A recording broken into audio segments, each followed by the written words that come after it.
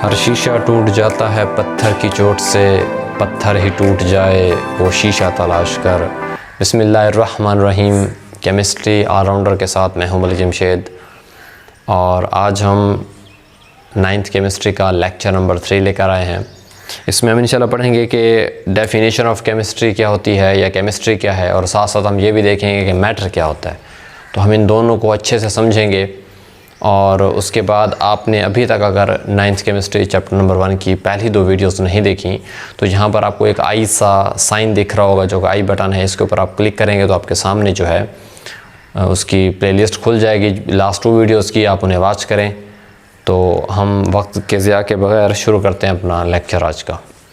तो स्टूडेंट्स, आज हमने केमिस्ट्री की डेफिनेशन को देखना है और साथ क्या करना है मैटर के मुतालिक। तो chemistry word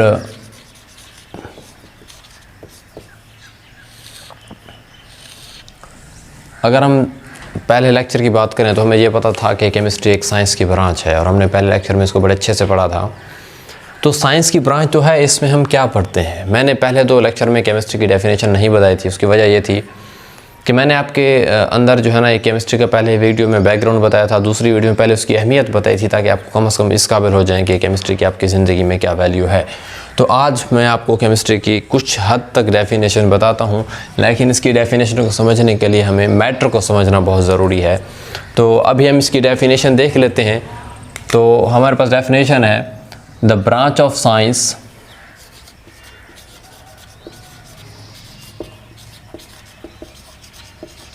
the branch of science which deals with the study of matter,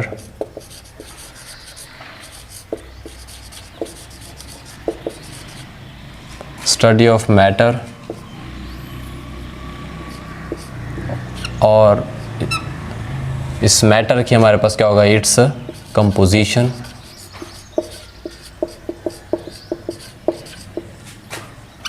its structure,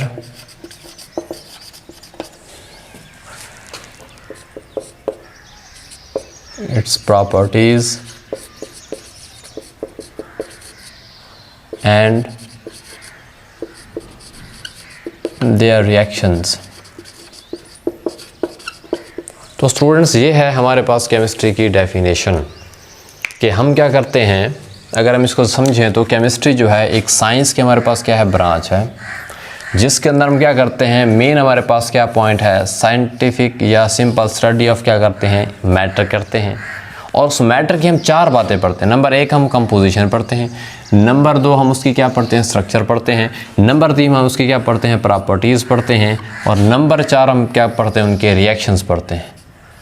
तो पता ये चला, अगर हम केमिस्ट्री की डेफिनेशन को देखें तो हमें 4 से 5 बातें समझ में आ रही हैं कि केमिस्ट्री एक साइंस की ब्रांच है जिसमें हम क्या करते हैं। पहला पॉइंट हमारे पास क्या निकल कर आता है, पहला पॉइंट हमारे पास ये निकल कर आता है कि ये हमारे पास क्या है, जो है स्टडी ऑफ मैटर है, स्टडी ऑफ मैटर है। उसके बाद हमारे पास second point, then third, then fourth and fifth. उसमें क्या है, हम उसी मैटर की क्या करते हैं, या हम ऐसे लिख देते हैं स्टडी ऑफ मैटर करते हैं, लेकिन उस मैटर की हमारे पास फिर कौन सी कितनी बातें पढ़नी, हमने 4 बातों को पढ़ना है। और आप इसको कह सकते हैं कि आप मैटर की साइंटिफिक स्टडी कह सकते हो, ठीक है। साइंटिफिक स्टडी वे में मतलब उसको स्टडी करना है, उसकी कौन सी प्रॉपर्टीज़ हैं, 4 प्रॉपर्टीज़ हैं, 1, 2, 3 एंड 4। नंबर 1 क्या पढ़ना है आपने, कंपोजिशन को पढ़ना है। नंबर 3 क्या पढ़ना है आपने, उसके स्ट्रक्चर को पढ़ना है। नंबर 3 आपने ये पढ़ना है कि उसकी प्रॉपर्टीज़ कौन सी हैं। और 4th आपके पास जो है उसके रिएक्शंस क्या हैं।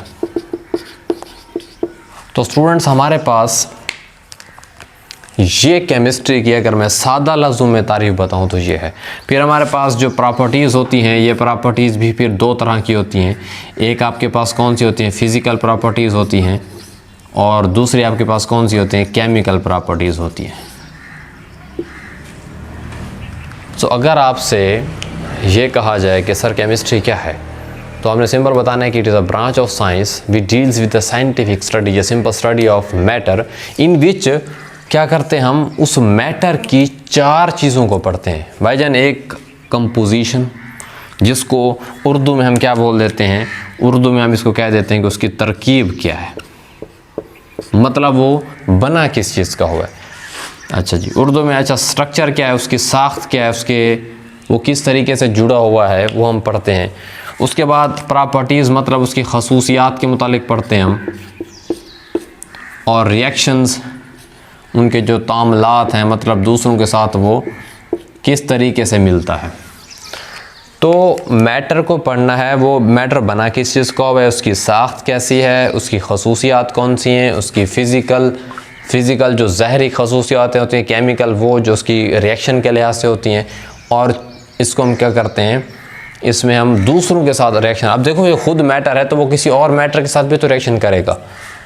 अब स्टूडेंट्स ये हमारे पास है केमिस्ट्री की डेफिनेशन, मतलब ये हुआ कि ये एक स्पेसिफिक पॉइंट है कि एक तो मैटर की स्टडी करनी है, लेकिन पॉइंट कौन से, सिर्फ 4 को ही डिस्कस करना है, इसके अलावा डिस्कस नहीं करना है। क्योंकि अगर आप सारी स्टडी करना शुरू कर दें मैटर की तो फिर तो वो बहुत बड़ा नॉलेज बढ़ जाएगा।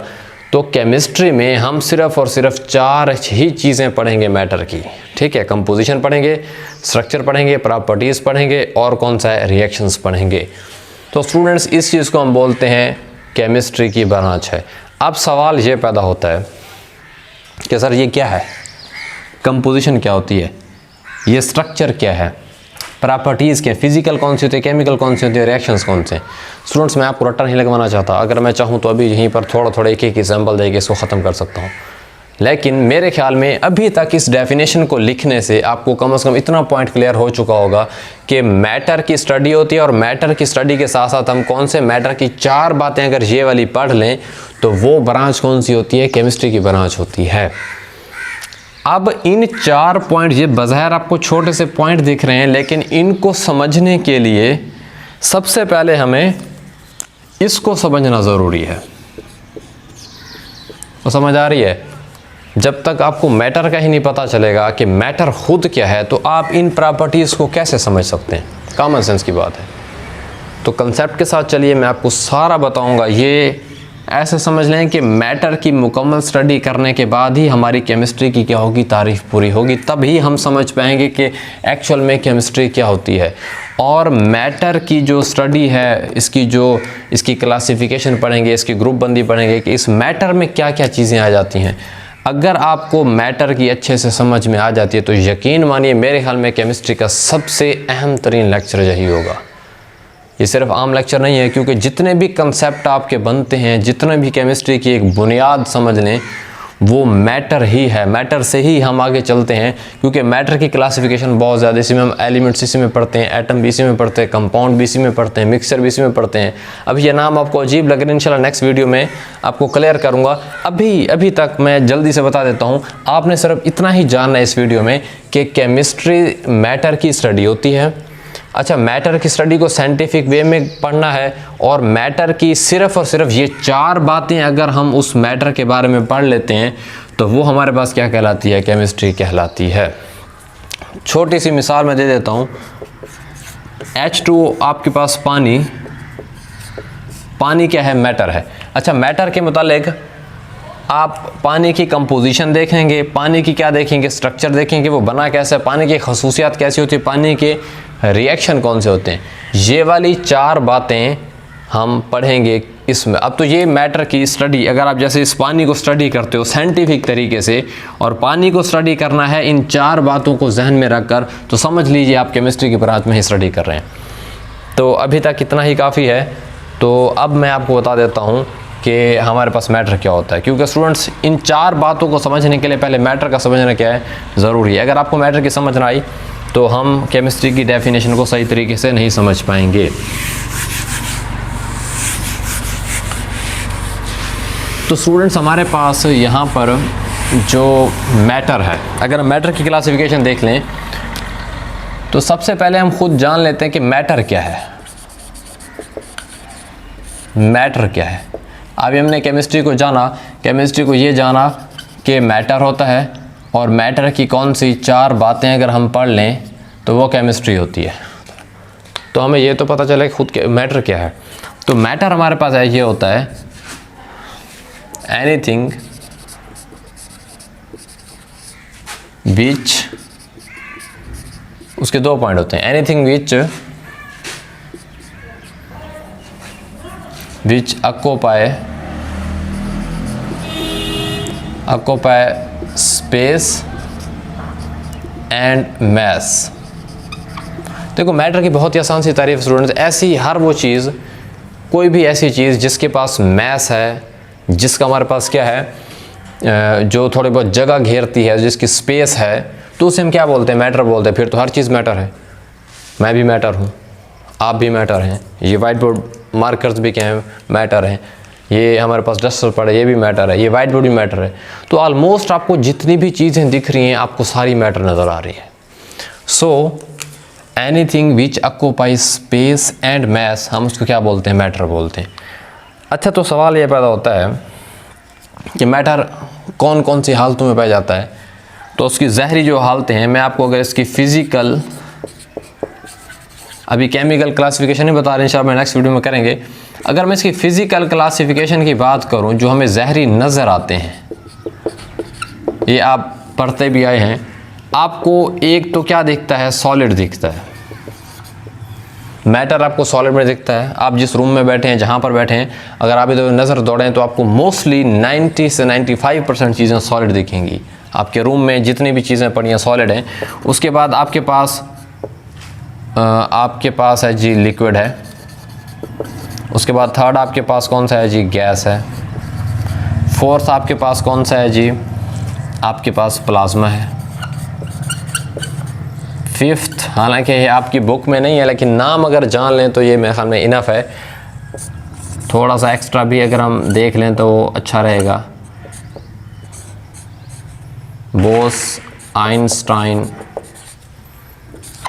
कंडेंसेट। स्टूडेंट्स, ये हमारे पास फिफ्थ स्टेट ऑफ मैटर है। तो हम क्या पढ़ रहे हैं कि मैटर वो होता है जो क्या करे, हमारे पास जिसकी 2 शराइत हैं। उसके मैटर के होने के लिए 2 शराइत हैं। पहली शर्त ये है कि उसका स्पेस होना चाहिए।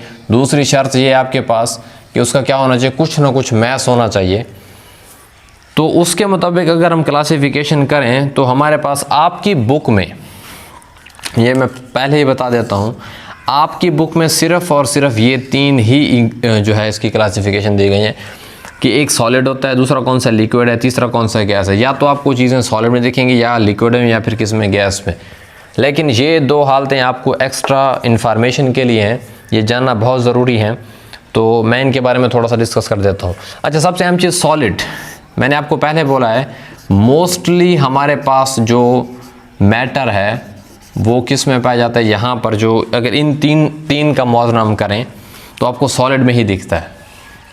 सॉलिड जो है आपके रूम में काफ़ी सारी चीज़ें पड़े, आगे उनको देखें तो आपको पता चल जाएगा काफ़ी चीज़ें क्या हैं, सॉलिड हैं, या आप इसे बखूबी है। ये वाइट बोर्ड मार्कर भी क्या है, सॉलिड आपके पास। ये वाइट बोर्ड इटसेल्फ, आपके रूम में गिलास पड़े हैं, आपकी बुक्स हैं, टेबल पड़ी है, सारा कुछ क्या आपके पास सॉलिड है। अच्छा, अगर आपकी टेबल साथ पड़ी है, उस पर देखें तो आपके पास वाटर का अगर गिलास है, ठीक है, या लिक्विड वाली जितनी भी चीज़ें आपके पास हैं, ठीक है, तो वो आपके पास क्या हो जाता है, वो भी मैटर में आ जाता है। तीसरा गैस, एयर, हवा भी एक मैटर है। सर इसने तो जगह नहीं घेरी हुई, ये कैसे मैटर है? सर हवा ने भी जगह घेरी हुई है। कैसे?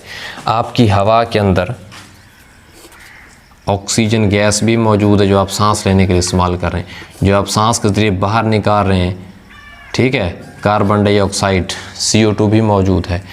इस तरह से नाइट्रोजन गैस भी मौजूद है। इस तरह से काफ़ी सारे गैसेस आपकी हवा में मौजूद हैं। तो हवा एक आपके पास मैटर है। ये दोनों शराइत देखो, हवा ने आपकी ज़मीन से ऊपर जो जिसे एटमॉस्फेयर बोला जाता है, हम इंशाल्लाह पढ़ेंगे नेक्स्ट चैप्टर्स में, ज़मीन से ऊपर ये जो जगह मौजूद है, खाली हवा जगह, इसको हम बोलते हैं जो है इसने स्पेस घेरी हुई है, ठीक है। इन ऑक्सीजन ने, CO2 ने, N2 ने क्या घेरी, जगह घेरी हुई है। उसके बाद इसका कोई ना कोई मैस है। कभी इसकी एग्जांपल दूं, कभी जब आंधी आती है तो आपको हवा पुश करती है, तो अगर उसका कुछ है तो आपको पुश कर रही है, उसके अंदर कुछ है तो आपको जो है फोर्स कर रही है। तो इसका मतलब ये हुआ कि एयर भी, आप कुछ ऐसे हजरात हैं जो बोल देते हैं कि एयर आपके पास जो है वो मैटर नहीं है, तो वो 100% गलत है। एयर मैटर है बिकॉज उसके अंदर काफ़ी सारे क्या मौजूद हैं, गैसेस मौजूद हैं, उनका मैस है और वो जगह भी उन्होंने घेरी हुई है। सो इसी तरह से ये आपके पास काफ़ी सारी क्या मौजूद हैं, इन 3 की एग्जांपल्स हैं। फिर हम थोड़ा सा डिस्कस कर लेते हैं, ये आपकी बुक में नहीं है लेकिन इन्फॉर्मेशन के लिए बहुत ज़रूरी है। प्लाज्मा, देखो प्लाज्मा की सबसे बड़ी निशानी ये होती है कि ये ग्लो करते हैं, चमकते हैं।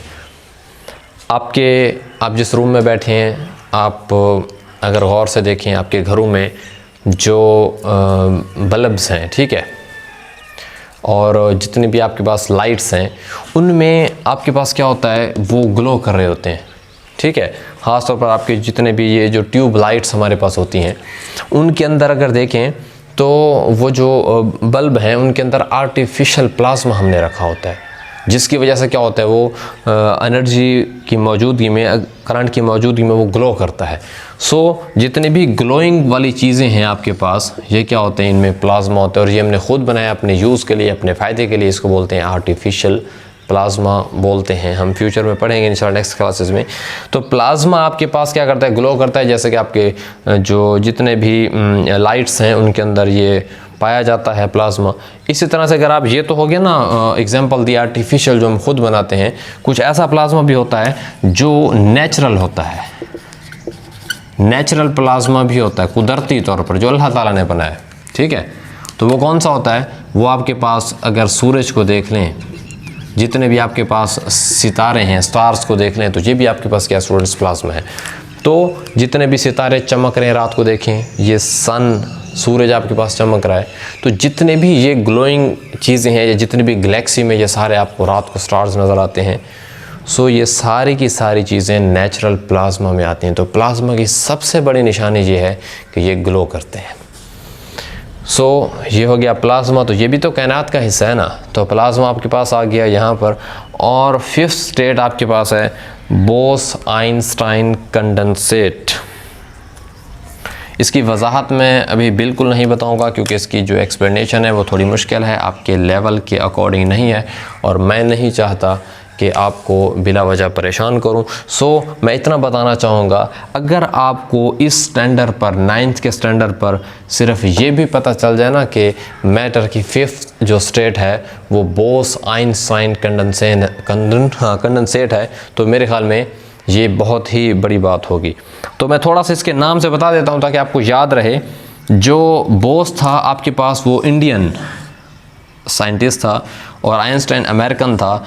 इन दोनों ने मिलकर एक जो है थ्योरी दी थी मैटर के मतलब, एक उनकी मैटर की क्लासिफिकेशन बताई थी 5वीं स्टेट। तो उसको क्या बोलते हैं, बोस-आइंस्टाइन कंडेंसेट का नाम दिया जाता है। अच्छा स्टूडेंट्स, आज हमने फिर ये पढ़ा कि मैटर क्या होता है। मैटर के बारे में हमने ये जाना कि हर वो चीज़ जो जगह घेरती है या वज़न रखती है, मैस रखती है, उसे हम क्या बोलते हैं, मैटर बोलते हैं।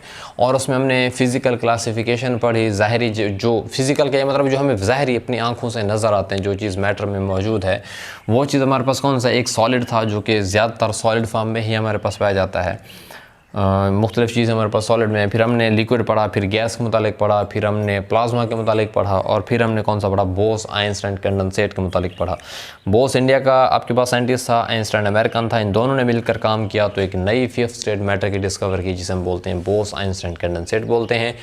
अभी इसके मुतालिक कोई भी कमेंट्स में क्वेश्चन नहीं पूछना, बिकॉज आपका अभी थोड़ा सा लेवल कम है। जो ही आप higher first year second year में आएंगे तो इसके ऊपर भी डिस्कशन इंशाल्लाह हम लाजमी ही क्या है करेंगे कि बोस-आइंस्टाइन कंडेंसेट क्या होता है। लेकिन अब तक के लिए आपको इतना पता होना चाहिए, अगर आपसे कोई पूछ रहता है कि 5वीं मैटर की स्टेट कौन सी है, तो आप इतना ही बता दीजिए कि बोस-आइंस्टाइन कंडेंसेट क्या होता है। लेकिन आपकी बुक में सिर्फ़ और सिर्फ ये 3 ही मैटर की क्या स्टेट्स हैं।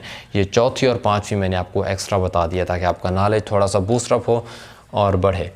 तो अब सवाल ये पैदा होता है, ठीक है, मान लीजिए कि हमने आज तक, हमारे टीचर्स ने भी यही पढ़ाया, हमने यही सीखा कि हर वो चीज़ जो वज़न रखती है, जगह घेरती है, उसमें क्या बोलते हैं, मैटर बोलते हैं। क्या कभी थोड़ा सा सोचा है कि नॉन मैटर कौन सी चीज़ है? क्या कायनात में नॉन मैटर चीज़ है? अक्सर कहते हैं कि सर कोई भी नॉन मैटर चीज़ नहीं है। तो स्टूडेंट्स, नॉन मैटर चीज़ मौजूद हैं। मैं अब बता देता हूँ ऐसी कौन सी चीज़ें हैं जो कि हमारे पास क्या हैं, नॉन मैटर हैं। तो स्टूडेंट्स, नॉन मैटर की अगर हम बात करें तो नॉन मैटर हमारे पास जिसमें ज़ाहिर बात है ये दो फीचर्स ना हो, ठीक है, तो उसे हम क्या बोलते हैं, नॉन मैटर बोल देते। तो हम क्या करते हैं, जैसा कि आपको छोटी सी एग्जांपल देते हैं, आपकी जो खुशी है, हैप्पीनेस, ठीक है, हैप्पीनेस, खुशी आपकी जो है, क्या खुशी जगह घेरती है? सर मेरे पास 5 किलो खुशी है, सर मुझे 10 किलो का गम है। हंसी आती है, मतलब अजीब सी बातें। तो ये जितनी भी आपके पास, मतलब आपके पास हैप्पीनेस हो, सैडनेस हो, एक लफ्ज़ लिखूं, लव, सर मेरे उसके बारे में मेरे दिल में बहुत सी जगह है। कितनी जगह है? 10 किलो। मतलब ऐसी बात जिस पे आपको हंसी है वो मैटर नहीं हो सकती, ठीक है, एग्जांपल दे रहा हूँ मैं। सो जितनी भी फीलिंग्स आपकी होती हैं students, point to be noted, जितनी भी आपके पास आपकी जो फीलिंग्स हैं, वो लव हो, वो एंगर, गुस्सा हो आपका, वो खुशी हो, वो गमी हो, इनके बारे में हम जनरली तो बोल देते हैं कि फ़लाँ की मेरे दिल में इतनी जगह है। कहाँ पे जगह है, ठीक है।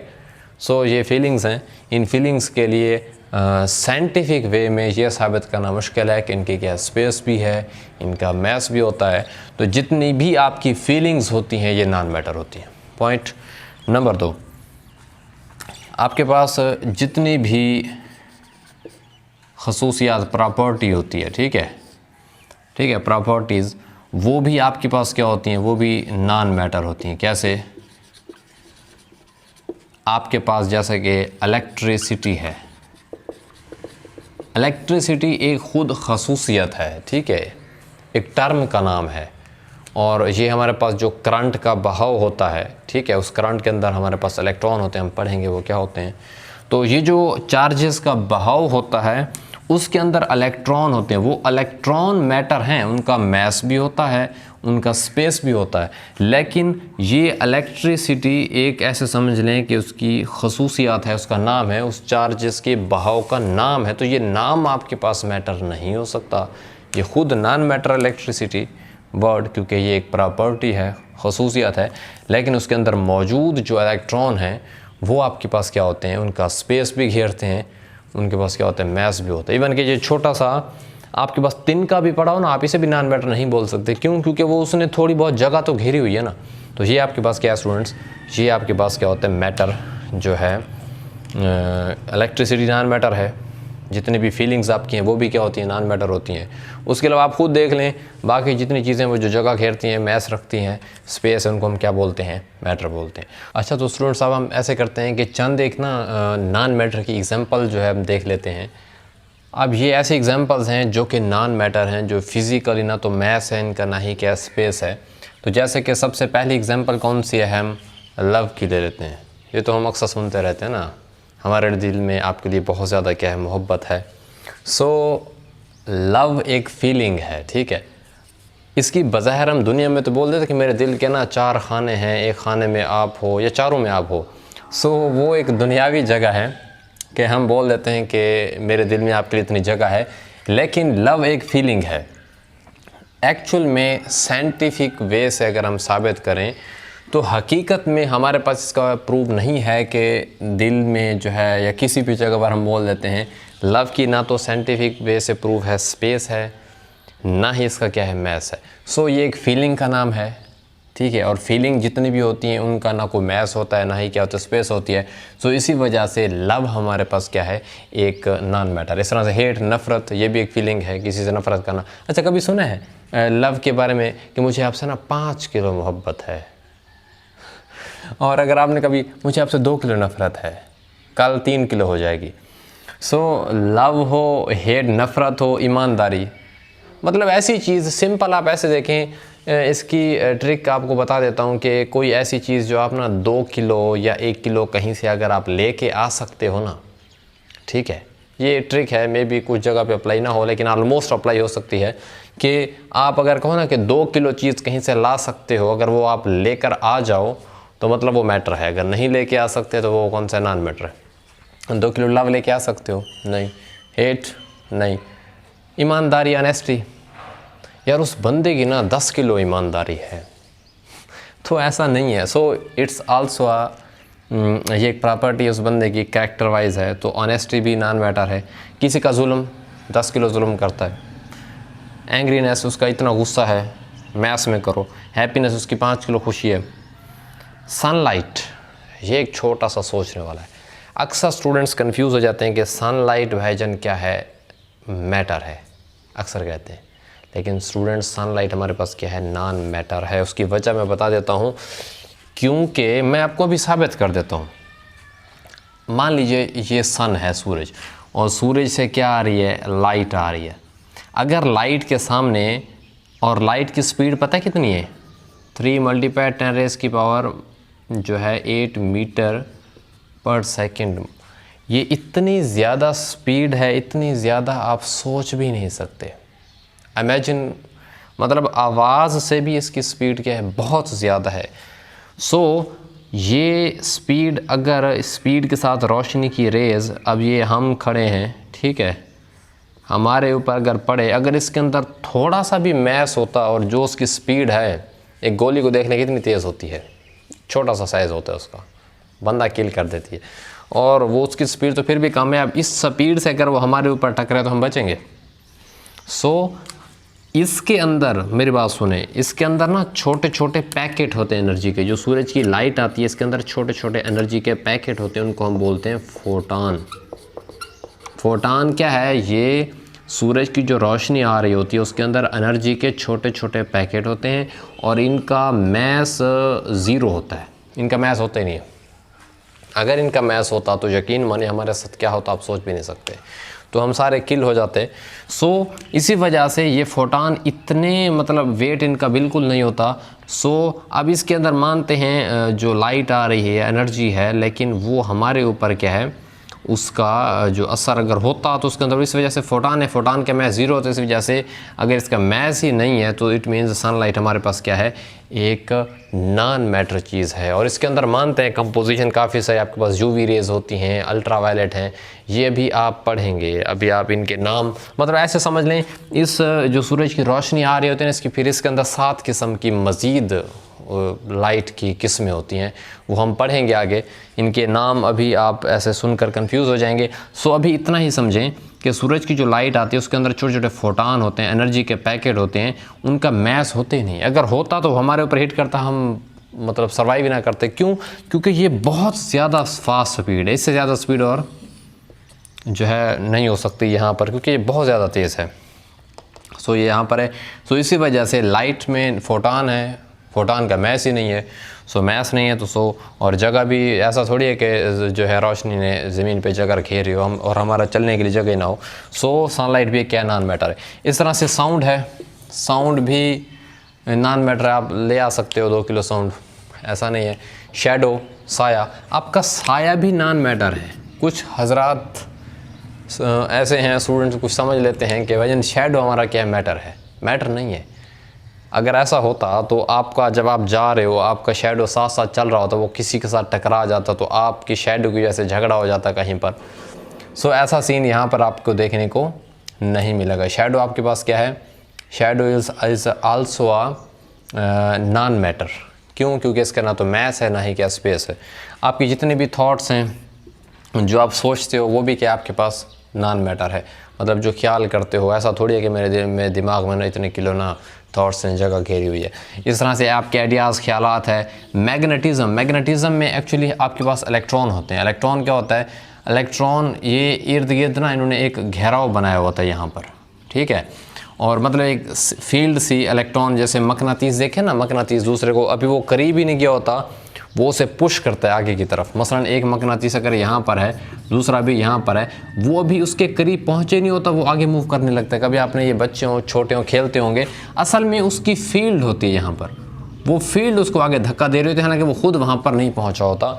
सो बात ये है उसके इलेक्ट्रॉनिक की वजह से होती है। अब ये वाली जो मैग्नेटिज्म, ये जो फील्ड बन रही है, इसका ना तो कोई मैस है, ना ही क्या है कोई इसने जगह घेरी हुई है, और ना ही हमें जहरी नज़र आती है। कभी आपका एक मकनातीस हो, उसके इर्द गिर्द ये जो एक फील्ड होती है, आपको बज़ाहिर आंखों से, आम आँख से तो नज़र नहीं आती, लेकिन फील्ड होती है, क्या वो आपको नज़र आती है? क्या उसने कोई जगह घेरी हुई है कि बदर चीज़ों को हटा के रखा हुआ? ऐसा नहीं है। सो मैग्नेटिज्म के अंदर जो हम जिसकी वजह से पैदा हो रही है ना, इलेक्ट्रॉन की वजह से फील्ड पैदा हो रही है। सो इलेक्ट्रॉन खुद एक मैटर है, लेकिन ये जो एक प्रॉपर्टी है, ये जो एक फील्ड पैदा हो रही है, ये एक मैग्नेटिज्म एक प्रॉपर्टी का नाम है, ठीक है। खसूसियत के वो जो फील्ड पैदा होती है, उस प्रॉपर्टी को हम क्या बोलते हैं? मैग्नेटिज्म बोल देते हैं। तो मैग्नेटिज्म का खुद का अपना कोई मैस नहीं है। और जितने भी मैंने बोला है, इलेक्ट्रिसिटी जैसे बोला, करंट, इलेक्ट्रिसिटी खुद नॉन मैटर है, लेकिन उसके अंदर मौजूद जो इलेक्ट्रॉन है वो क्या होते हैं? मैटर होते हैं। असल में कुछ स्टूडेंट्स यूँ कन्फ्यूज़ हो जाते हैं, सर इलेक्ट्रिसिटी खुद नॉन मैटर है, उसके अंदर मौजूद इलेक्ट्रॉन मैटर, ये कैसे हो सकता है? ये बेटा ऐसे हो सकता है कि इलेक्ट्रॉन जो बह रहे हैं ना, बह रहे हैं वो मैटर हैं, लेकिन वो जो बहने की सलाहियत है ना, उस सलाहियत को नाम दिया जाता है इलेक्ट्रिसिटी का। अब उस सलाहियत को तो हम नहीं कह सकते ना कि वो मैटर है, ठीक है। तो जितने भी आपके पास, सिंपल बोल दूँ, जो प्रॉपर्टीज़ होती हैं, ठीक है, प्रॉपर्टीज़ आपके पास क्या होती हैं, वो नॉन, जैसे इलेक्ट्रिसिटी होगी, मैग्नेटिज्म होगी, ये सारी की सारी क्या हैं? आपके पास प्रॉपर्टीज़ हैं। हाँ, उसके अंदर मौजूद कुछ चीज़ें में भी मैटर हों, लेकिन वो खुद जो है नॉन मैटर होंगी। सर्दी 5 किलो सर्दी है, 10 किलो गर्मी है, 2 किलो वक्त मेरे पास है, और ऐसी चीज़ें, हीट, काइंडनेस, 5 किलो मेहरबानी। सो ये वो सारी चीज़ें हैं। देखो, इन स्टूडेंट्स, इनको बताने का मकसद ये था कि आपको क्लियर हो जाए कि मैटर और नॉन मैटर क्या है, क्योंकि हमें यही रटाया जाता है कि हर वो चीज़ जो वज़न रखती है, जगह घेरती है, उसे हम क्या बोलते हैं? मैटर। तो फिर जहन में सवाल तो आना चाहिए ना, क्लिक तो आनी चाहिए कि ऐसी कौन सी चीज़ है जिसका मैस और स्पेस नहीं है। तो मैंने ये काफ़ी सारी मिसालें, मेरा मकसद नहीं है आपको रट्टा लगवाऊँ, कम से कम आपके जहन में इतना एक कंसेप्ट आ चुका है कि मैटर तो होता है, लेकिन मैटर के साथ नॉन मैटर भी मौजूद होता है। और ये चंद एक मिसालें मैंने दी हैं, आप ज़रा सोच लीजिएगा। जो 2 किलो चीज़ आप नहीं ला सकते, वो क्या है? Non matter. तो स्टूडेंट्स, मैं जल्दी से इस लेक्चर को समराइज़ करता हूँ। मैंने आज सबसे पहले केमिस्ट्री की डेफिनेशन बताई थी। केमिस्ट्री की डेफिनेशन में मैंने ये बताया था कि मैटर की स्टडी को बोलते हैं और मैटर की 4 बातें पढ़ते हैं। उन 4 बातों की मैंने वजाहत जानबूझकर नहीं की। क्यों? क्योंकि स्टडी ऑफ मैटर की वो 4 बातें, जब तक हम मैटर को नहीं पढ़ लेंगे, उसको नहीं समझ लेंगे, हम उन 4 बातों को नहीं समझ सकते। तो टिल मैटर की क्लासिफिकेशन पढ़ने तक, मैटर को मुकम्मल स्टडी करने तक, आपको केमिस्ट्री की डेफिनेशन जो है वो कंप्लीट हो जाएगी। तो अब तक के लिए हम इतना ही पढ़ते हैं, और उसके बाद हमने मैटर के बारे में जाना, फिर हमने नॉन मैटर के मुतालिक देखा। ये सारी चीज़ें पढ़ने के बाद अब हम नेक्स्ट वीडियो में इंशाल्लाह मैटर की मुकम्मल स्टडी करेंगे। क्यों? क्योंकि हमने जान लिया है कि केमिस्ट्री की तारीफ़ तब ही पूरी होगी जब हमें मैटर की समझ आएगी। तो इंशाल्लाह नेक्स्ट वीडियो में मिलते हैं, उसमें हम मैटर की क्लासिफिकेशन को पढ़ेंगे। और आपने अगर अभी तक लास्ट वीडियोस नहीं देखी, तो ये आपके पास प्लेलिस्ट शो हो रही है वीडियोस की, इसके ऊपर क्लिक करें, आपको जो पिछले लेक्चर की 2 वीडियोस हैं वो मिल जाएंगी, आप उनको वॉच करें। इंशाल्लाह मिलते हैं नेक्स्ट वीडियो में। थैंक यू, अल्लाह हाफिज़।